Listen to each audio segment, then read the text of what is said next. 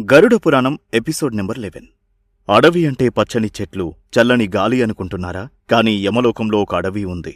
అక్కడ ఆకులు ఉండవు, నీడా ఉండదు. కేవలం పదునైన కత్తులు మాత్రమే ఉంటాయి. అదే అసిపత్రవనం. నిజం చెప్పాల్సిన చోట అబద్ధం చెప్పినా, ధర్మాన్ని వదిలి అధర్మ మార్గంలో నడిచినా, సాక్షాత్తు ఆ గరుడ పురాణం సాక్షిగా ఈ కత్తుల అడవి మీ దేహాన్ని ముక్కలు చేయడానికి సిద్ధంగా ఉంటుంది. ఎవరైతే వేదాలను నిందిస్తారో, తమ విధిని వదిలిపెట్టి అధర్మంగా ప్రవర్తిస్తారో వారిని యమదూతలు ఈ అసిపత్ర వనానికి ఈడ్చుకొస్తారు. అక్కడ ఉండే చెట్ల ఆకులు కత్తుల కంటే పదునుగా ఉంటాయి. యమదూతలు ఆ ఆత్మలను ఆ అడవిలో పరిగెత్తేలా వేటాడుతారు. ప్రాణభయంతో ఆత్మ పరిగెడుతుంటే ఆ కత్తుల లాంటి ఆకులు తగిలి శరీరంలోని ప్రతి అంగం తెగిపోతుంది. కాపాడండి అని అరిచినా అక్కడ వినిపించేది కేవలం కత్తుల ఘీంకారాలు మరియు క్రూర మృగాల అరుపులు మాత్రమే. అధర్మం వైపు అడుగువేసే ముందు ఒక్కసారి ఆలోచించండి. ఇలాంటి రహస్యాలను తెలుసుకోవడం వల్ల కనీసం ఒక్కరైనా మారుతారనేదే మా ఈ ప్రయత్నం. ఈ ప్రయాణంలో మాకు తోడుగా ఉండడానికి ఇప్పుడే మన ఛానల్ని వెంటనే సబ్స్క్రైబ్ చేసుకోండి. వచ్చే ఎపిసోడ్లో